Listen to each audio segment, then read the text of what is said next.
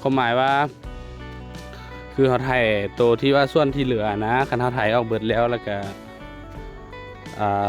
จังเอาพวนมาลงแล้วก็ลง5ขาเลยลง5หลังจากเขาลง5ขาแล้วเขาก็ต้องได้พวนอีกบ้านนึงแม่นตัว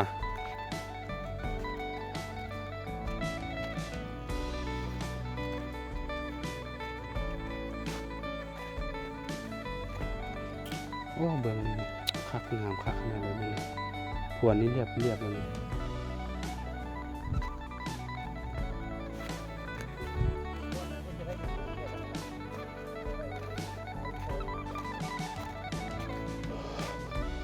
จังวะ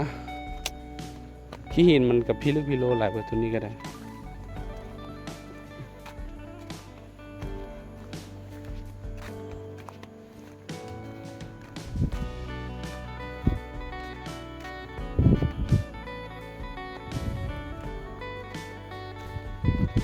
เลาะเบิ่งดิน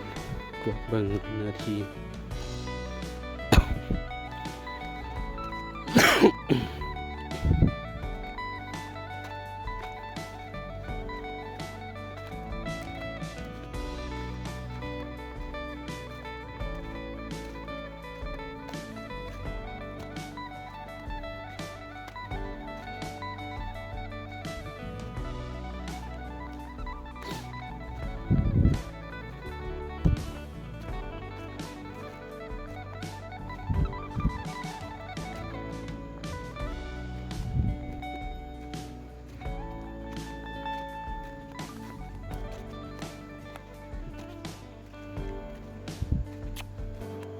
เอาเจาะน้อยเดียวนี่ก็พอตะกระเทินเว้ย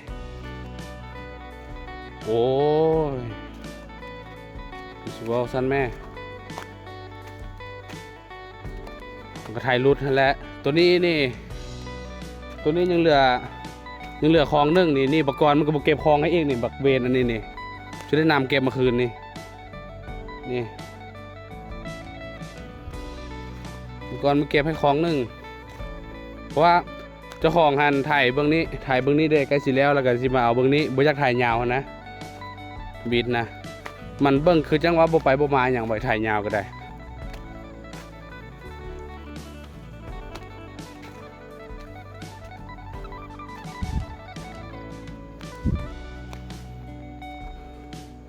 บ้าเฮ้ยยังบ่ได้หลายได้นี่เขาถ่ายมานี่ได้หลายเติบเลยได้นี่ได้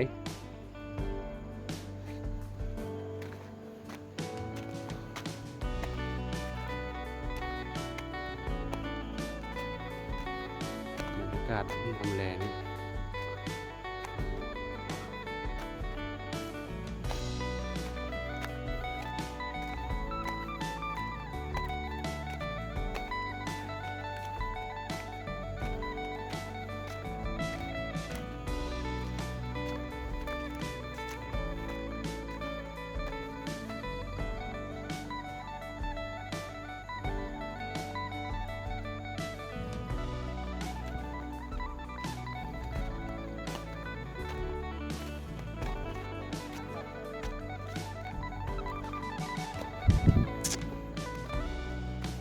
ฮะ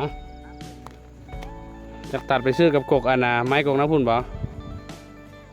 บัดนี้อยากตัดซื้อไปกกไม้แต่พุ่นแล้วเบื้องนี้ได้บัดนี้จะไปซื้อได้โอ้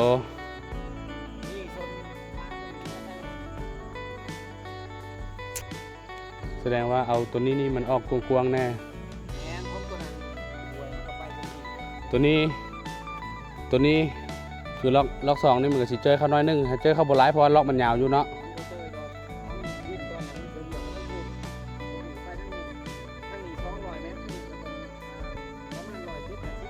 บ่มันเจอมันสิเจอนึงเพราะว่าทางมันอยู่ลุ่มหั่นเด้น้อยเดียวดอกเพราะมันก็บ่หลาย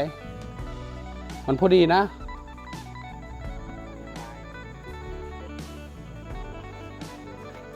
คันหลายเติมเนาะบ่หาครึ่งเนาะกระสั้นกับตัดทางแต่บ่อนหาย่างมาหุ่นตั้งแต่เฮือนหุ่นมาซื้อกับคูนี้แล้วก็เอาแต่คูนี้ เล็งไปใส่อนากกกกโบกฮัน